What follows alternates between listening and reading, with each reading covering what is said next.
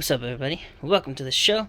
I'm your host, Hector T, and today we're doing lower control arm replacements for 97 Maxima. Now here, as you can see, is a brand new arm, and here, as you can see, is the arm that was on the car. Besides disgustingly dirty and greasy and cut, it's horrible. The main reason for it is because of this bushing right here. As you can see on the inside, pretty much all the rubber's gone, which it's gross. So that's no good. And later on, I'll show you exactly what that means for when you're driving. Besides, and here, brand new one, not loose at all, no wiggle room at all. So yeah, so that's what we're gonna do today. We're gonna go ahead and work on replacing the arms. And of course, if you're new to the channel, feel free to subscribe.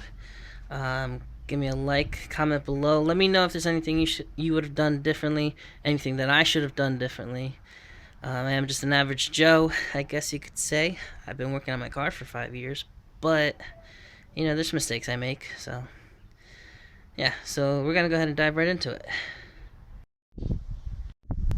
Now, of course, because I'm doing the control arms, we're also going to be doing the sway bar links, because it's pretty gross, and that boot's starting to wear out. So I have these. These are TBA chassis part. It's a new store I found here in Florida. It's local, so it's pretty fast shipping. These were 2 days to me. Let's see, brand new, brand spanking new, beautiful. And of course, I have both sides of the car because I'm doing both control arms. So yeah, so we'll be putting these in just a second. Let's see, even the bushings here. Here's these brand new bushings. As you can see, they're nice and thick as compared to these bushings. This is what's on from this one. The ones that are on there now, this is what they look like. They're all rounded and squished and stuff. So these are a lot better bushings. And like I said before, if I haven't already, everything I use, all these parts are going to be in the description. I'll give you links. So in case if you need to work on your Maxima and need the exact same things, the link's going to be down in the description. You're going to be able to find it. Because most Maxima generations are very interchangeable. I think the newest ones and the generation before that have different sway bar links and sway bar arms, but this Maxima, this is a 97 Maxima. This generation, the next generation, which is like 2000 to 2002 or 2003, same exact parts. And then I'm pretty sure the next generation after that at least has the same sway bar links. I didn't look up for the arms. And of course, even the older one, the previous generation to this one, could be similar. You never know. I'll be honest, I didn't take the time to look into it, but I know this generation, the very next generation, exact same parts of all across the board. So if you got a 95 to 2003 Maxima, you're going to be using the same exact parts as I am. As well as my tools. I'll also put a link in the description below for the tools that I use. Because I use cutters. I use my impact gun, wrenches, sockets, of course. But like I said, you could do this all with hand tools. I just use my impact and power tools to make it faster and easier for me. So let's go ahead and dive in and check it out. Alright, so this video is going to feature 97 Maxima. And of course the control arms are different, obviously. But for this video, it's going to be for this vehicle. And I believe the newer generations are very similar to this. So of course, with any car project, first thing you want to do is go ahead and jack it up. Alright, so now that we have the car lifted and the wheel off, let's go ahead and see what we have to do, what's really going on here. And one thing I'd love to point out, I didn't paint this. This is a new caliper from not even that long ago. It's just got that much rust and brake dust. I gotta clean that off. Alright, so pretty much down here, as you'll see, we have the ball joint here, which, oh my goodness, is horrible. Look at that thing, it's all it's all gunky. So we have to remove that from the knuckle, as well as the sway bar link here, which is pretty gunky too, but it's not too bad. We're gonna have to take those off. And of course, the arms that I have, they have a ball joint already, a brand new ball joint already in it. And I did get new sway bar links as well, just because I didn't really want to use these. They look really bad. Okay, so basically the main problem here is this right here, this corner of the control arm. As you can see, the center of this is more aligned over that way than it actually is centered in this housing.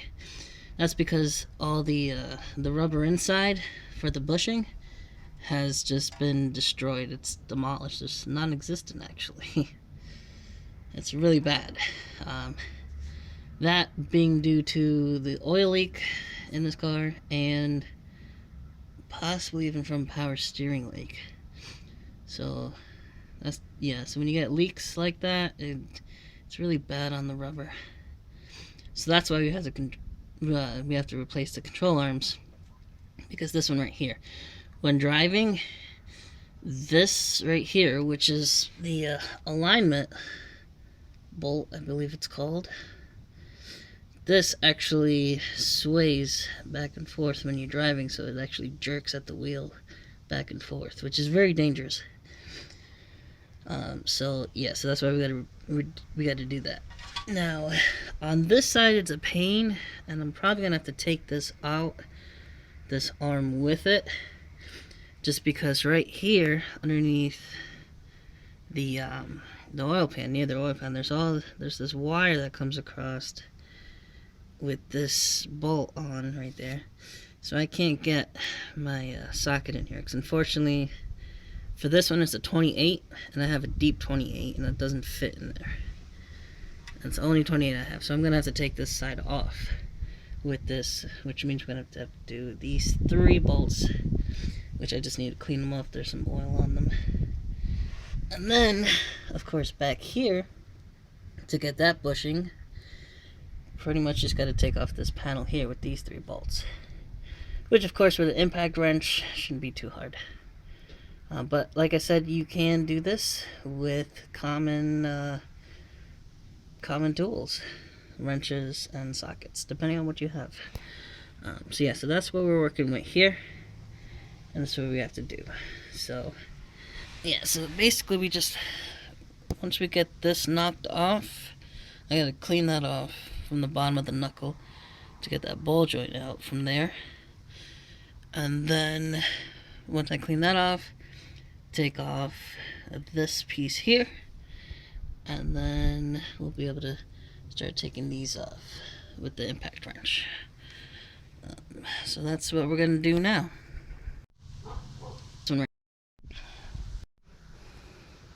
Alright, so basically what I had to do is I had to remove the cotter pin from the axle and push it through a little bit, so that way under here I have some room. Now I used a metal wire brush and some WD-40. I didn't have any brake cleaner, but I did manage to get most of the gunk off. And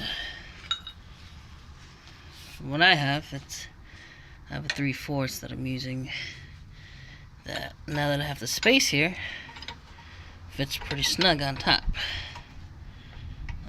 So now I'm just gonna Just gotta work at it with a hammer to get it off there. It's pretty good. Now let me show you while I'm down here why we're doing this. Because it came to my attention while I was trying to hammer out that. All that ply right there is no good.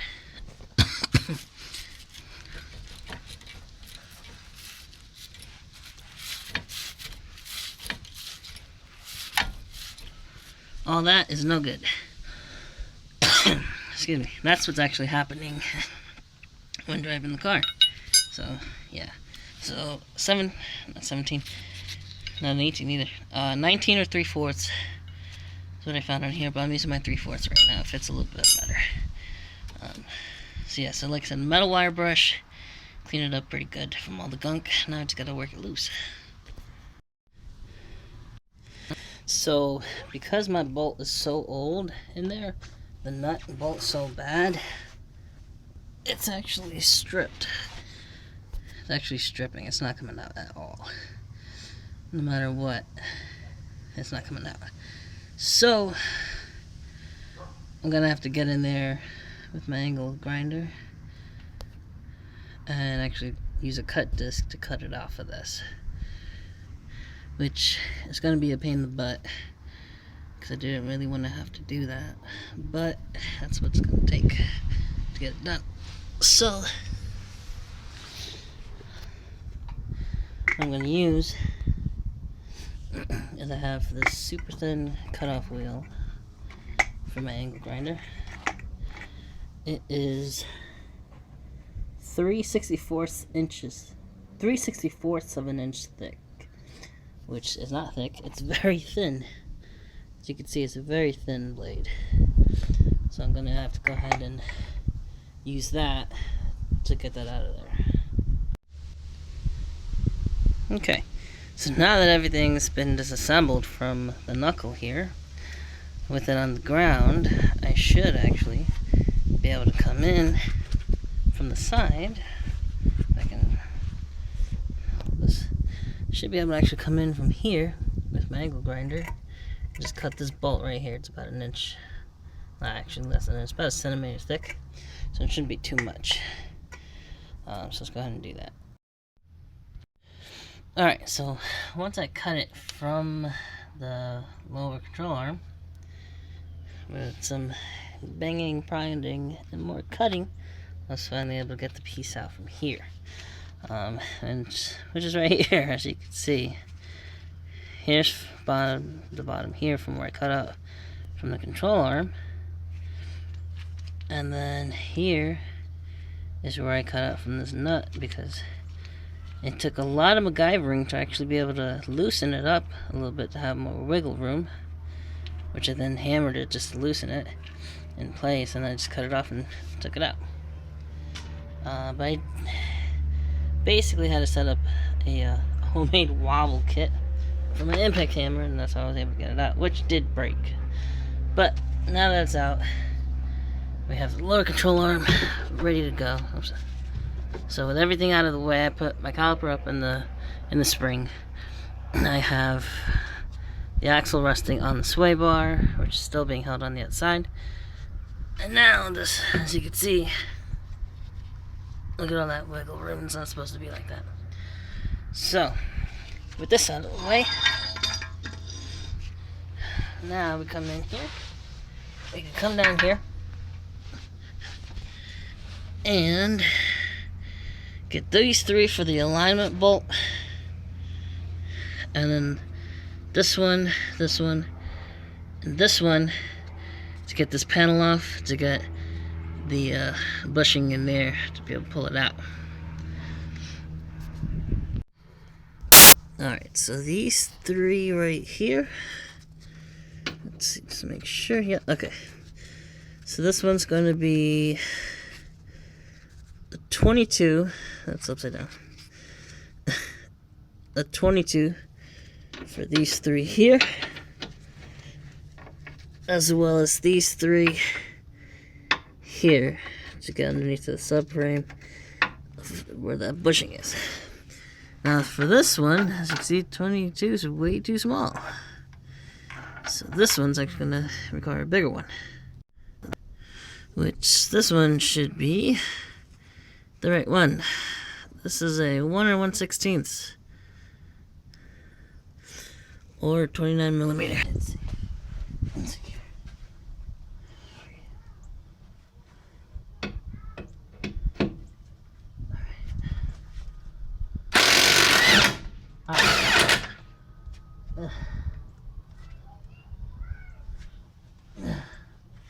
Damn.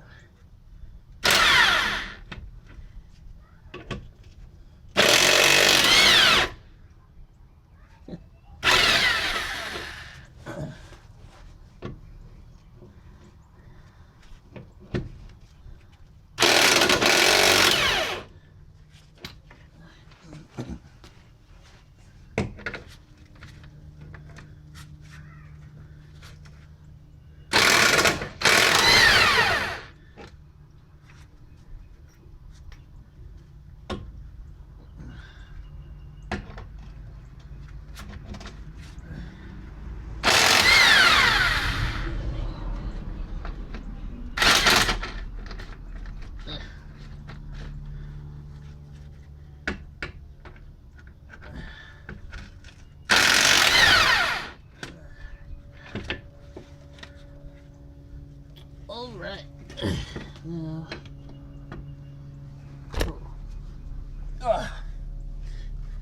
Alright, so as you can see, once you get those bolts loose, it comes right out. Now, the real question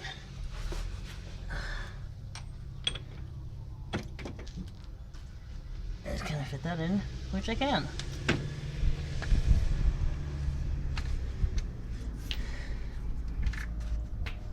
So once you got it falling down, see how I left it on here a little bit. Now my 28 over here, up here, fits back here. I should actually be able to pop that off.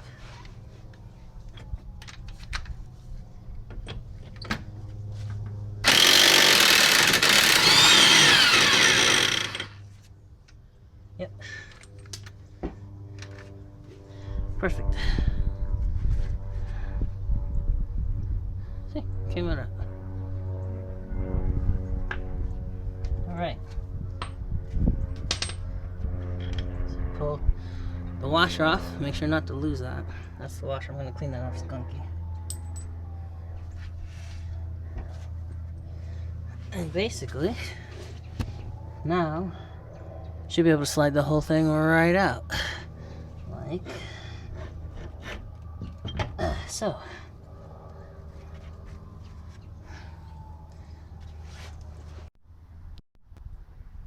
Alright, so while we have it off the car, I'm going to go ahead and assemble this piece, make it easier on us.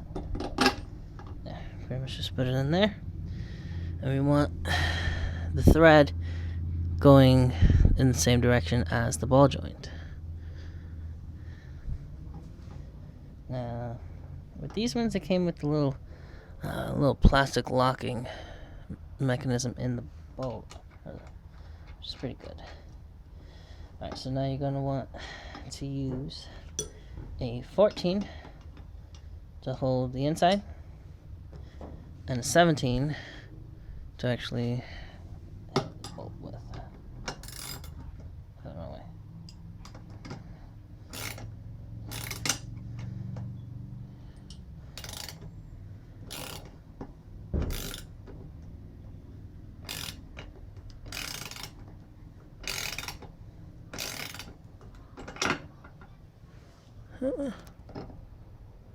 Almost. Not turning, is it? No.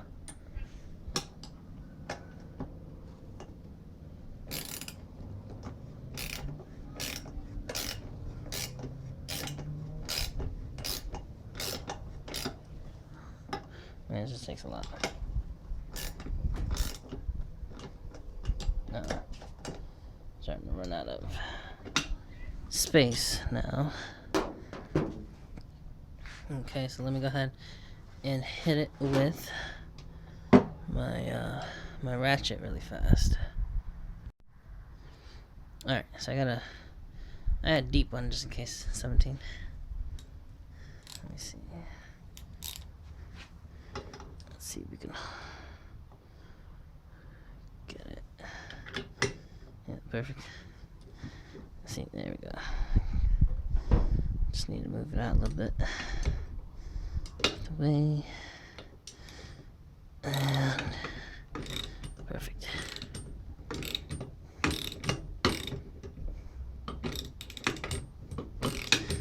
And then you just sit there and bolt it on. It takes a while. It takes quite a while. There we go. Perfect. And of course you're going to do the same thing when you put the other side on. Now, you also need to take off this top bolt, which should be hand loosened, which mine is, because the top bolt, the washer, and the rubber needs to go on after you already have the sway bar on, because the sway bar sits here, sway bar goes here, then you put the rubber on over the sway bar, you put that, cap it, and then you tighten it. And of course, sway bar is actually going to be thinner than my fingers, so it'll be more like that, and then you just torque that down.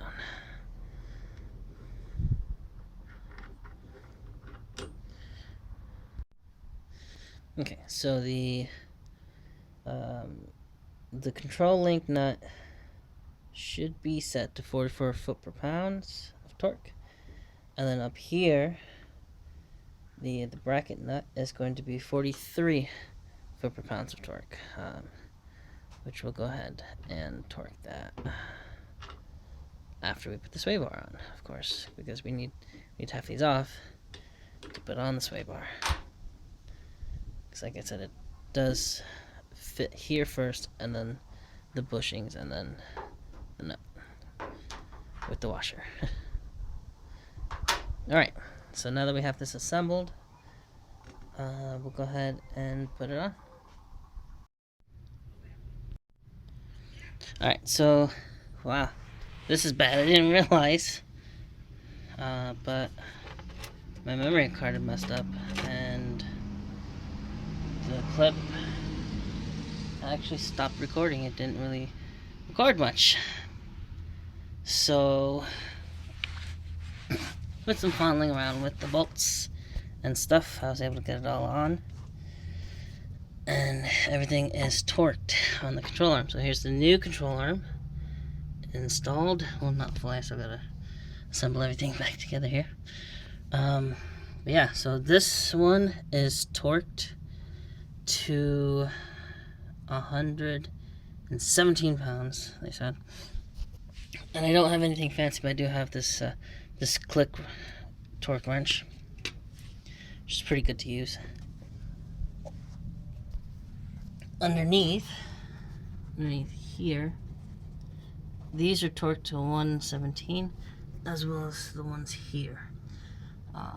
Now, when you're torquing them, torque this one, then this one, and then the middle one. Same thing with the back plate here for the bushing in there. Alright, so pretty much now that the control arm is in, now we just go ahead and put the knuckle on. We connect the knuckle here, connect the knuckle into the suspension. We put the tie rod back on, and this is a new tie rod. I didn't have time to make a video for it. And then of course we finish with the pieces here. Alright, so when you're putting the sway bar link together, pretty much you have the bushing here. The sway bar comes up through there. You put the other rubber bushing through, and you clamp it together. You put this on there, and then you finish it off with the nut on top of the washer. This nut's going to be a 17, Wrong way. Okay. Might need to lift this up a little bit more. Get the axle out of the way. Because it does kind of just weigh it on. It's dead weight on the controller while you're trying to put the sway bar link on and assemble it.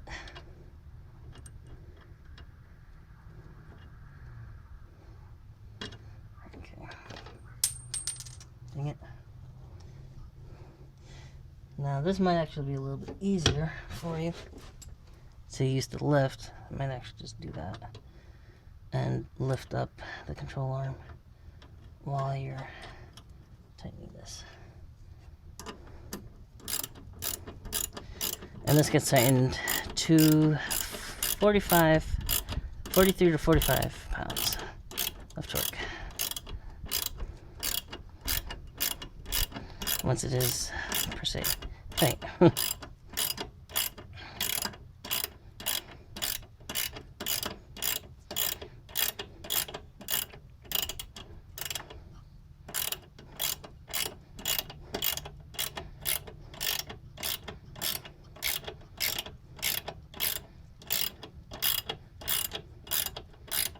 But you want to tighten it quite a bit before you torque it.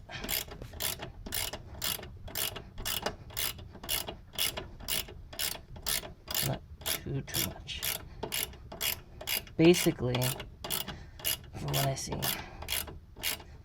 you want to have the rubber fill out like so. Yeah. You want to have the rubber rounded so it fills out the whole washer, like how it is here. This way it supports it good. And then of course it'll go from there. And then once you have it rounded, you should be able to torque it. Because obviously you're not going to be able to get it extremely tight to torque it down like a normal bolt because of the rubber bushings in there. Alright, so I'm going to go ahead and set my torque wrench. 35.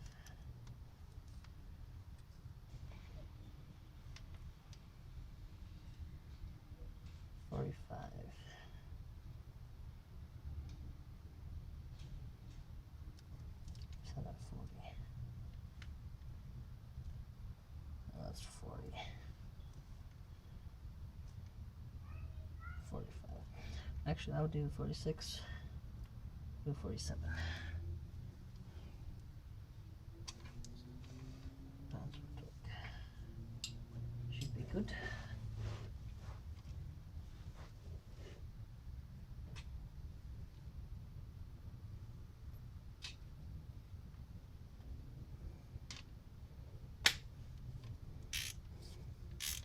Okay.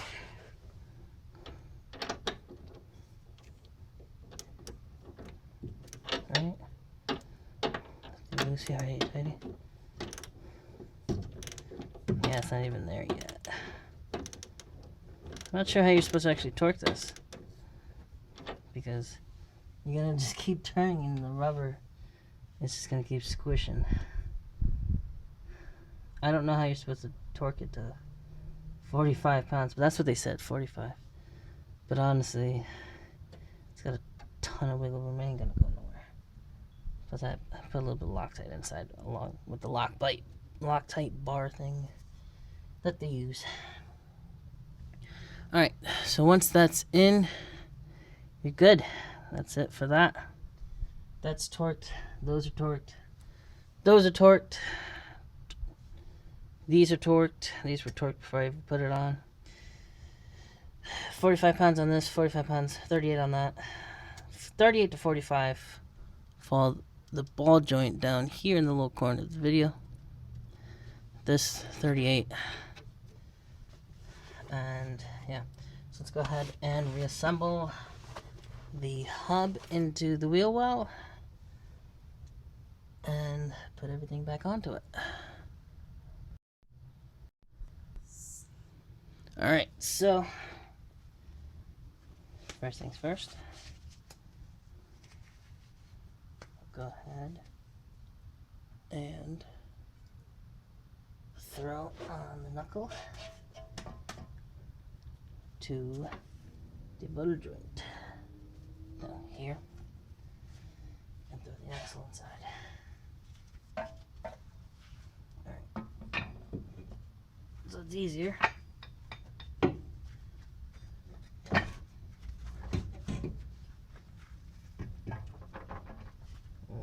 I'm gonna go another way.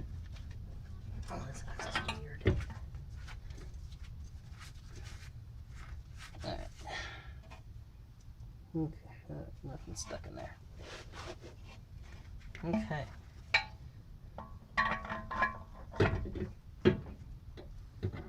Let's turn it around this way. I might just pop it in with the hammer a little bit.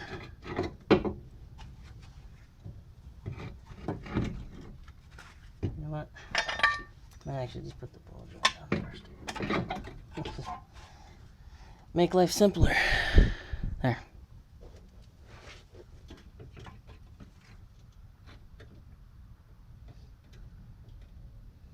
Alright. And with the ball joint, I'm going to go ahead and put on the nut, which does have a cotter pin in it.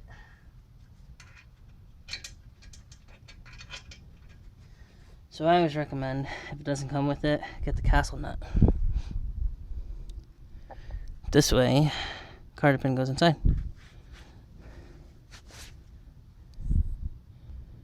Makes life a lot easier. Alright, so let me go ahead and put that on, and we'll put these and reassemble everything and go from there. Alright, so now that everything is torqued and set, including the stuff back there, the brake calipers back on, the cotter pins, all the cotter pins back in,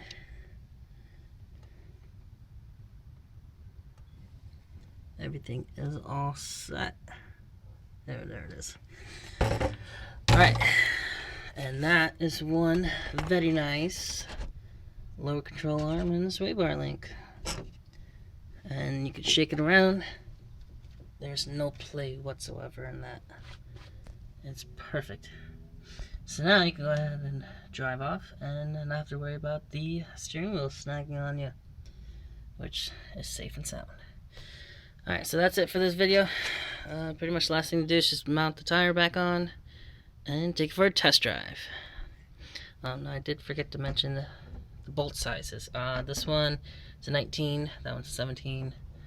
These are 19 for the calipers, 17 for the top one there and there, 14 for the inner one when you're holding it to tighten the outer bolt on the sway bar link, and I believe it was either 17 or 19. Actually, it was 19 for the lower ball joint, and then 22 for down here for these ones and the ones back here in the back plate.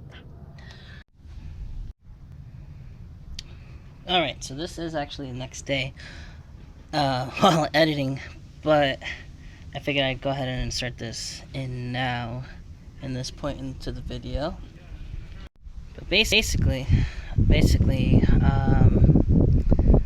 the other side, 'cause the first side is the passenger side, and this is the driver's side. Oh, I did find something that did run into a bit of a snag. Basically, I did have to drop the pan here, which is with these, which is this piece here with the 3 bolts. Keep in mind that there is the one on the outside. That's the shorter bolt when you go to bolt it back in. But I did have to remove that,